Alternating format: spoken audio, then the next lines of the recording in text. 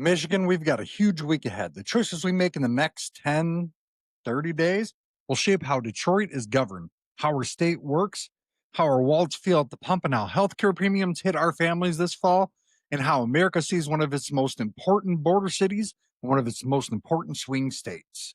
If you're tired of living the extremes, if you want facts, context, and real life impact, you're in the right place. This is Finding the Middle Local Edition, where we don't just read headlines, we try to understand them and give you a little bit of a perspective. Today, we're going to break down Detroit's crucial 2025 election, gas prices hitting lows for 2025, crime numbers showing real progress, but still a lot of real challenges. We'll hit on the state budget, $81 billion again. EV manufacturing deal completely fell apart.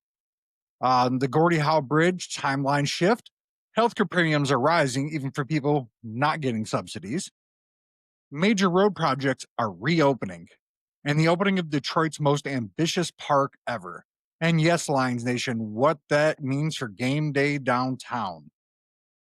And before we get started, if you want all the links, sources, transcripts delivered to you each week, tap that link, Finding the Middle newsletter right now, themiddlegroundmike.com/newsletter. It's free, it supports local journalism, and it keeps our show independent. And feel free to support us. All right, Detroit election. Who controls what? Here's what's on the ballot. Mayor. It's pretty much coming down to Mary Sheffield and Reverend Solomon. The city clerk, election administration, absentee ballot management. Every single Detroit city council seat. 7 seats on the board of police commissioners. Multiple community advisory councils. And the latest polling shows that Mary Sheffield is leading by 65%. So probably a pretty good chance she's going to be your next mayor. But here's the twist. Detroit municipal turnouts are historically low, often under 30%. That means small shifts can reshape the entire council. Why does this matter, you say, right? So the city council decides things like housing code enforcement, surveillance, policing tools, city contracts, who's going to get them, the budget oversight, and neighborhood redevelopment priorities, which is something a lot of people in Detroit care about right now, especially when we're trying to improve things outside of downtown. We really need to, look at these things and push them, right? Voters in Detroit got to go after what's important to them. Check some of that stuff out, folks. The Board of Police Commissioner, they decide, some of the police oversight, right? Use of force reviews, body cam and technology policies, and this isn't just about mayoral personality. This election sets the rules of the game for the city of Detroit government. What do you want to watch about all this? Like, what matters to you? How can you look at it? How can you even get a gauge what's really going on to get rid of some of that anxiety? There's a huge surge in early vote and absentee ballots. Ballot lookup and polling location searches are trending. Expect final week endorsements and crime messaging from every candidate. But here's a middle ground thought. Detroit has a chance to build a collaborative government for the first time in I don't know how long.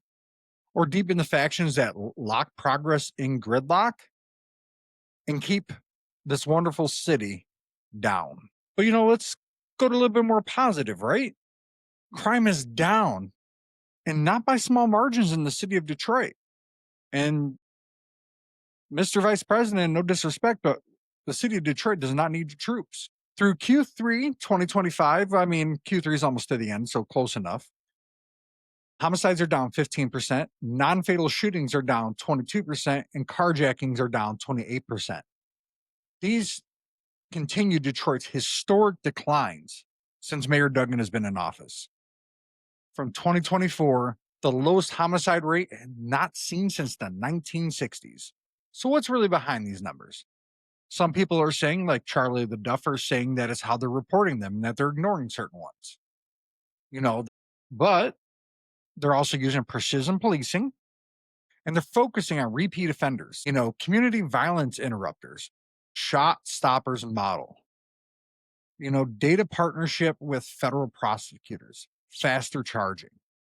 So they're working with the federal government to try to get these things done, even though we don't have the National Guard there. So kudos to the city and the federal government for making something happen without stepping on people's toes and causing more controversy. But some of the people are telling a little bit more of a complicated story, right? Downtown definitely feels safer, but some of the neighborhoods are still feeling ignored, and there's a lot of kids in those neighborhoods. So we really got to work on that. These kids should feel safe when they walk down the street. They should feel safe when they go to school. They shouldn't have to worry about these things. Property crime and break ins, they remain high in certain pockets of Detroit, which really hurts residential value there and discourages businesses from building in the city. But if there's any businesses listening to that, don't be afraid. Just focus on the areas that are improving. The city of Detroit is going to keep getting better. It is on the comeback, but here's a little bit of a middle ground thought. Data matters, lived experience matters just as much, if not more. But we need solutions that are going to apply to both to make impact for the residents and to upgrade the standard of living for these residents. What's next, right? What's coming this week? The candidates are gonna well, they're gonna weaponize a lot of these numbers from these subjects, right? They're gonna do that to try to sway your opinion. But don't buy into any kind of partisan divide. Like there's almost everybody has a cell phone now.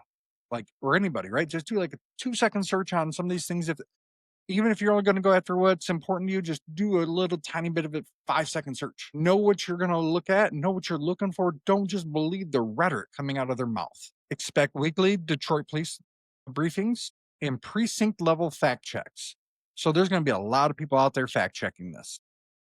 Not necessarily my stuff, but what a lot of these politicians are saying. So keep that in mind. But I also encourage you to do your own research. Take 5 minutes. You don't got to be a data pro mining everything. No, just get a little bit of a reality of what matters to you, how it impacts, and which candidate is going to go after that. Don't just go for the name. Don't just go for the party next to the name. Go for what's going to make your life better from your perspective. The public wants, right? We're talking about lighting, traffic enforcement, revitalization, cleaner neighborhoods, good water, and jobs, and good food. So work on these things, candidates. Bring this stuff to the people of the city of Detroit. Tell them how you're going to do it. Don't just say, I'm going to get you better water.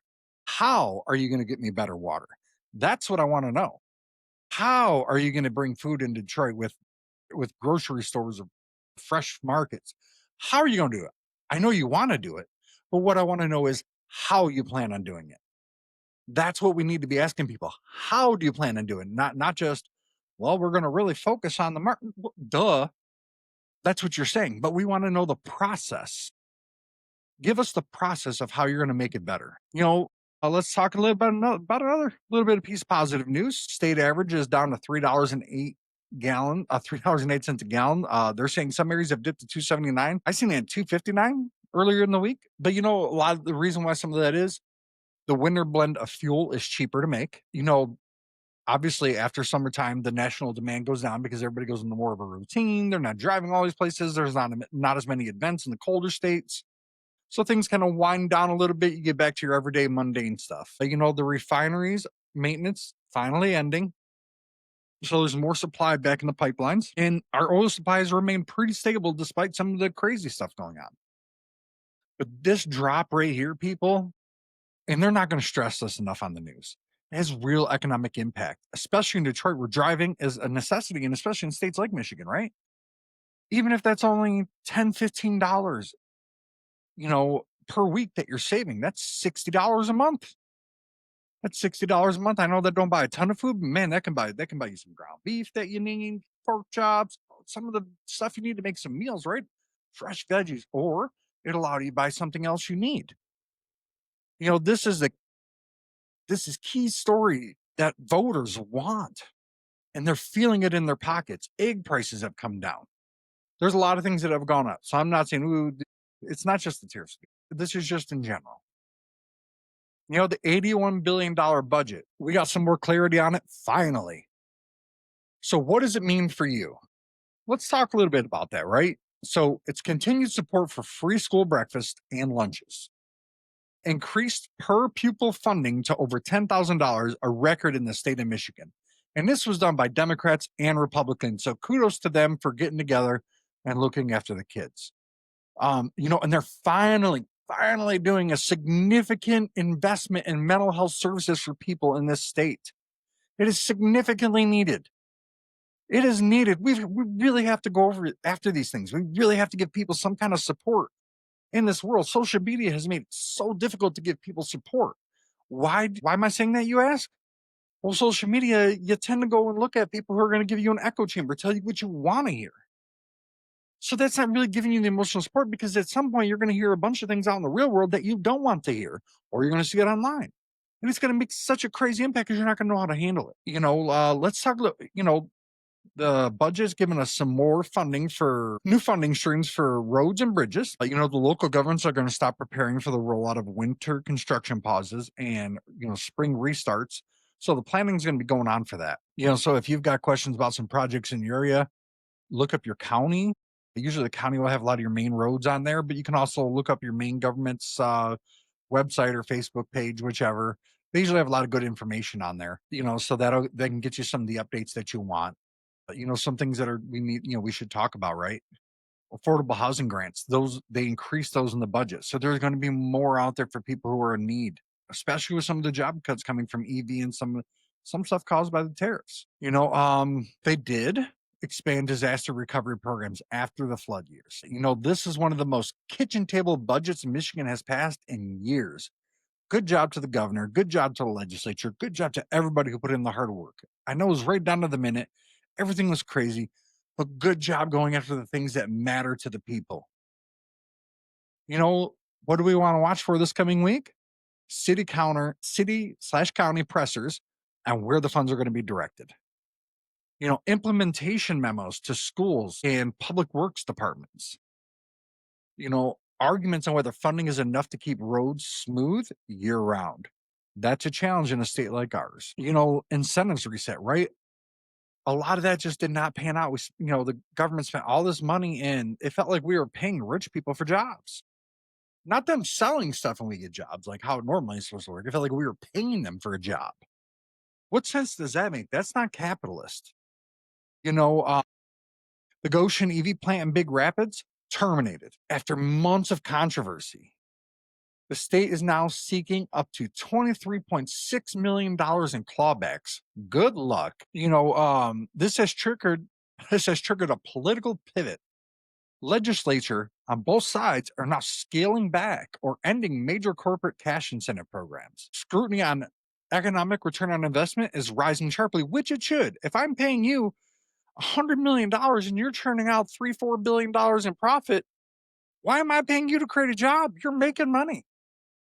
I mean, I know there's got to be some incentives to get them to come here, but not to this level.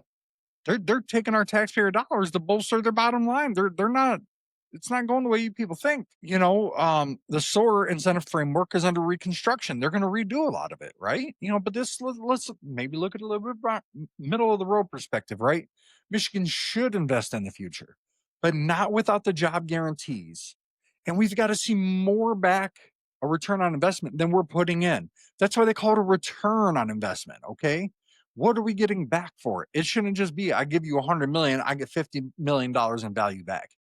No, like when a business invests 100 million, they're expecting more than that back in value or revenue. We should be expecting the same thing, equal or more. But we got to get wage floors in place for some of this stuff and transparency. What can we expect? There's going to be hearings that are going to redefine the requirements. We got more reporting on how past deals performed, which the vast majority of them poorly or didn't perform at all. And political messaging on waste versus opportunity, it's going to come from both sides. But just remember, both sides have plenty of pork projects and they're both going to point the finger at each other. So don't buy into the hype. Again, take 5 seconds out of your time while you're in the bathroom, while you're drinking a cup of coffee, while you're doom scrolling. Pull that stuff up, look it up.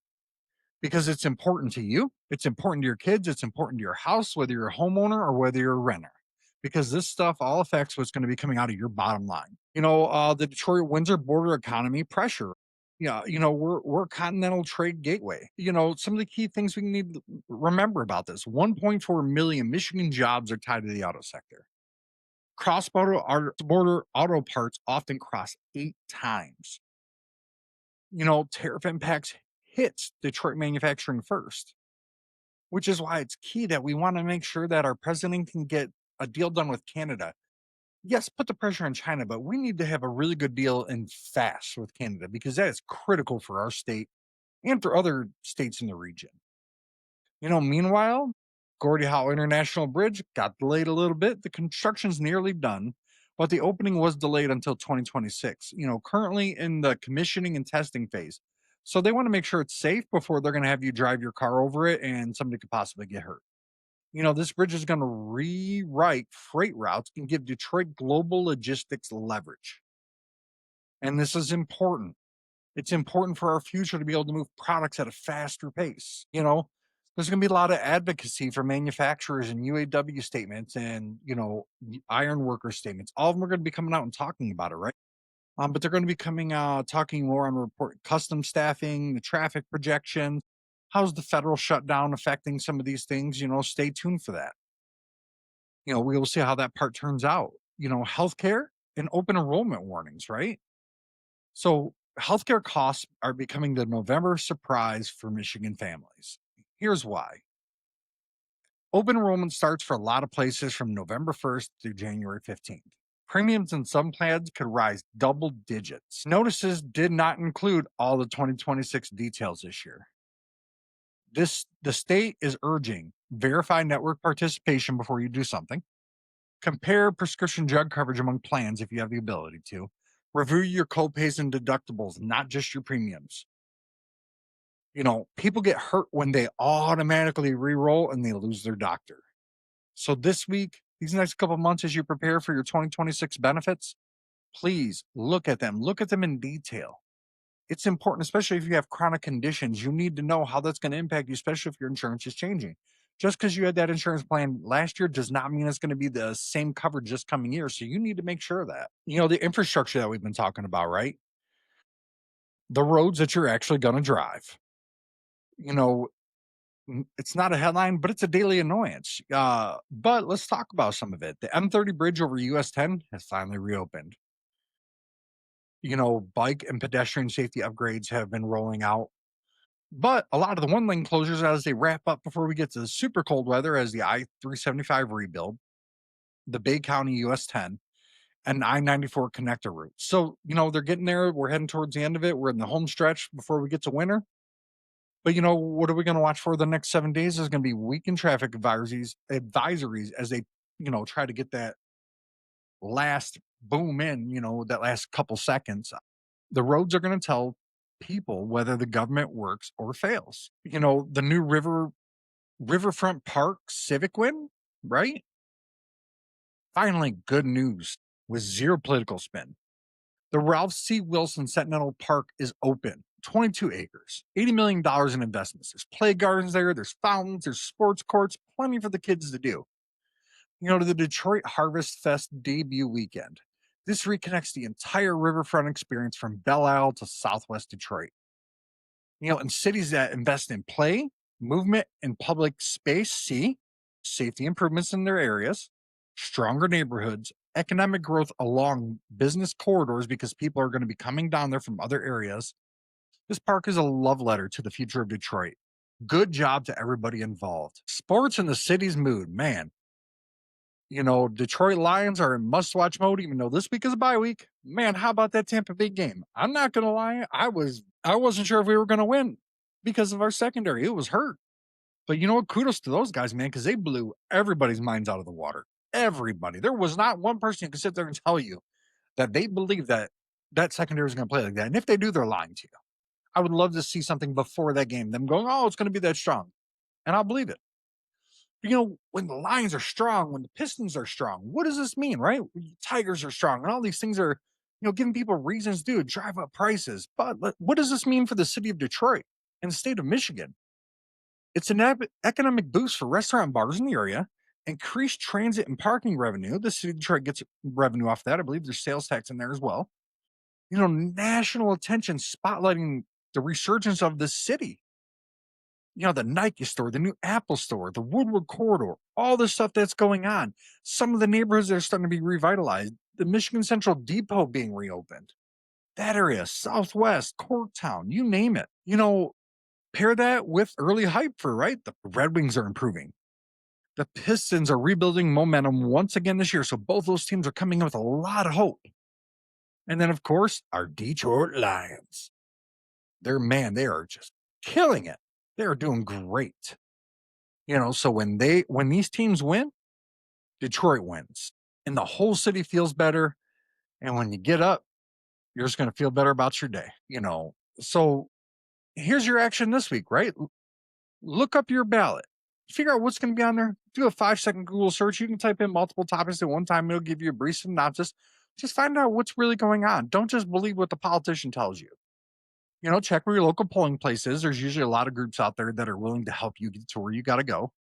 Don't forget to sign up for our newsletter at the middlegroundmike.com/newsletter. You know, support independent journalism, support our commentary, and help us stay ad free as we grow this local edition. Every share, every subscriber matters, especially you folks here in Michigan, because the Middle Ground Sunday edition is built in Michigan, but it's made for everywhere. Detroit, Michigan, the whole state of Michigan, Metro Detroit, thank you for finding the middle with me today.